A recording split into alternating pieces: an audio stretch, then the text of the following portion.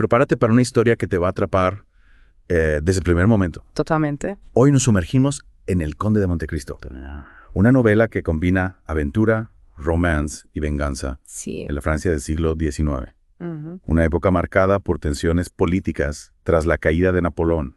Exacto. Y es en este contexto donde conocemos a Edmond Dantes, ¿Ah? un joven marinero a punto de alcanzar la felicidad, Así. un ascenso laboral, Increíble. una boda con su amada Mercedes. ¡Wow! Todo parece perfecto, Sí. hasta que la traición se cruza en su camino. Es increíble cómo Dumas construye esta trama de envidia y ambición que lleva a la caída de Edmond. Sí. ¿Quiénes son los que lo traicionan?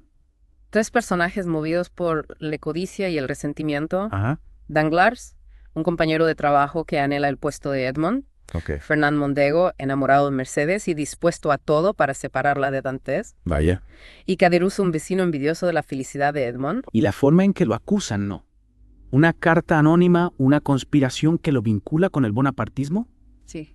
Es como si todo estuviera meticulosamente planeado para destruirlo. Dumas utiliza la figura del bonapartismo, un movimiento político que aún resonaba en Francia, para añadir una capa extra de intriga a la trama.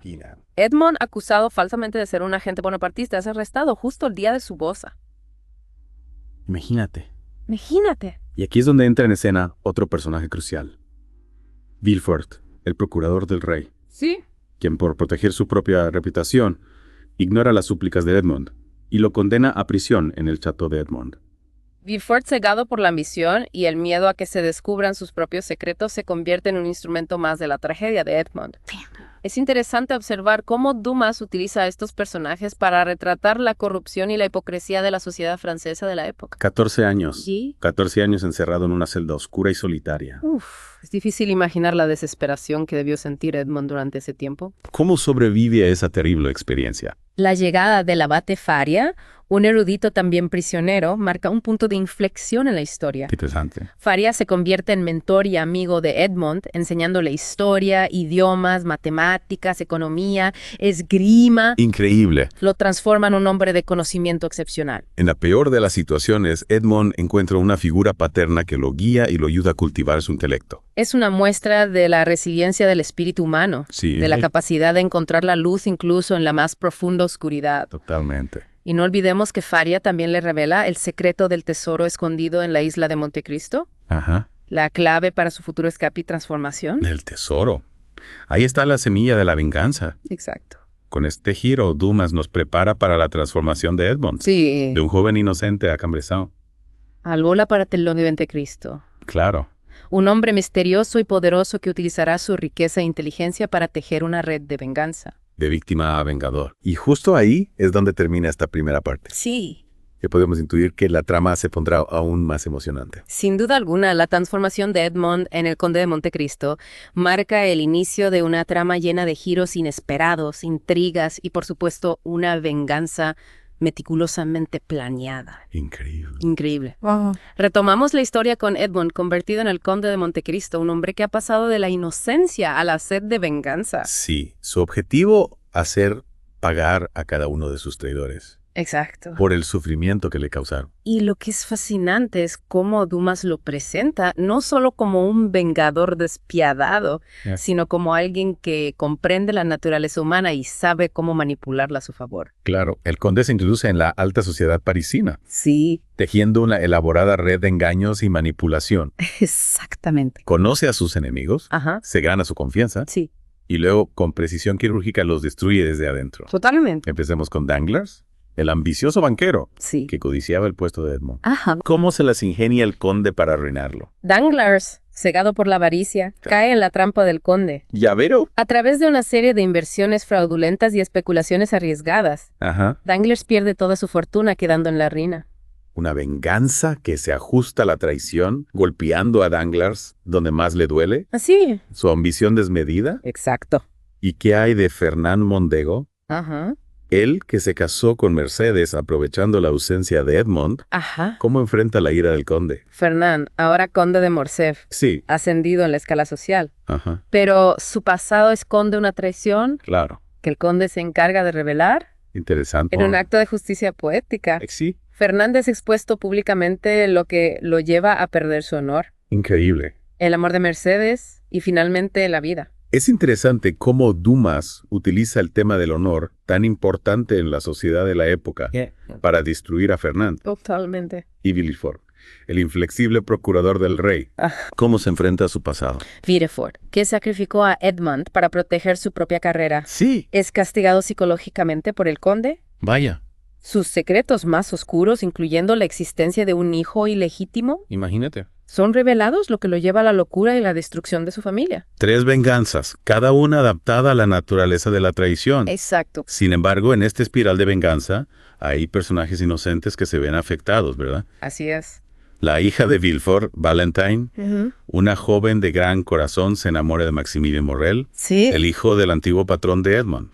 Y el conde, a pesar de su sed de venganza, se debate entre su deseo de justicia Claro. y la posibilidad de que la felicidad de estos jóvenes sea destruida por sus acciones. Un dilema moral Sí. que añade una nueva capa de complejidad a la historia. El conde, a pesar de su frialdad calculada, Ajá, no es insensible al dolor ajeno. exactamente. Y esta lucha interna se intensifica cuando descubre que Aide, una joven a la que rescató de la esclavitud, Ajá. no solo es un símbolo de compasión para él, Claro. sino que también ha desarrollado sentimientos profundos por Edmond. Aide, una víctima de la misma red de corrupción que destruyó a Edmond, ¿Sí? se convierte en un recordatorio de la bondad que aún existe en el mundo, Ajá. un contrapunto a la oscuridad que lo consume. Su presencia lo obliga a cuestionarse sus acciones, Ajá. a considerar el impacto de la venganza, Claro. no solo en sus enemigos, ¿Ves? sino también en aquellos que lo rodean. Interesante. ¿Justifica el fin los medios? Es una buena pregunta. ¿Puede la venganza traer verdadera paz Ajá. o solo perpetúa el ciclo de dolor? Preguntas que nos llevan al corazón de la historia. Así es. La transformación de Edmond en el conde de Montecristo Ujú. no es solo física, Claro. sino también emocional y moral. Y mientras la trama avanza, Sí. nos encontramos con un Edmond que se debate entre la sed de venganza que lo ha impulsado durante tanto tiempo Ujú. y la posibilidad de redención, de encontrar la paz interior. Llegamos al punto culminante de nuestra inmersión en el conde de Montecristo, Sí. con Edmond debatiéndose entre la satisfacción de su venganza Ah. y el peso de sus acciones. Es aquí donde Dumas nos presenta un dilema moral profundo. Claro. Puede haber redención para alguien que ha causado tanto dolor, incluso si se hizo en nombre de la justicia. Y mientras observamos a Edmond navegar esta encrucijada, Sí. vemos cómo ciertos personajes influyen en su camino hacia la redención. Ajá. Empecemos con la familia Morel, Claro. quienes siempre permanecieron leales a Edmond Sí. a pesar de su desaparición. El conde ya había salvado a la familia Morrel de la ruina financiera, Ajá, bajo la identidad de Sinbad el marino, ya veo. pero ahora se asegura de su bienestar a largo plazo. Interesante. Este acto de generosidad ¿Y? no es solo un pago de deuda, Claro. sino una muestra de su deseo de reparar el daño causado. Y luego tenemos a Aide, Ajá. quien representa la inocencia y la pureza Sí. que Edmond perdió en su camino de venganza. Exacto. ¿Cómo impacta ella su transformación? Aide, a pesar de haber sufrido a manos de Fernand, Ajá, elige el perdón sobre la venganza. vaya. Su amor por Edmond y su visión compasiva del mundo. Sí. Le recuerdan la posibilidad de una vida más allá del odio y el rencor. Es interesante cómo, a través de Aide Sí. y la familia Morrel, Ajá. Edmond empieza a comprender que la verdadera justicia no siempre se encuentra en el castigo, Claro. sino en la compasión y la reconstrucción. Precisamente. Y esto lo lleva a tomar una decisión crucial Sí. con respecto a Maximilian y Valentine, Ajá. cuya felicidad se vio amenazada por su plan de venganza. Recordemos que Valentine estaba destinada a ser una víctima más de la venganza contra Villefort, Exacto. pero Edmond decide intervenir para salvarla. Sí. ¿Cómo lo hace? Edmond utiliza sus conocimientos en medicina para simular la muerte de Valentine, Interesante. liberándola así del peligro que la acechaba. Ya veo. Luego le revela la verdad a Maximilian. Ajá.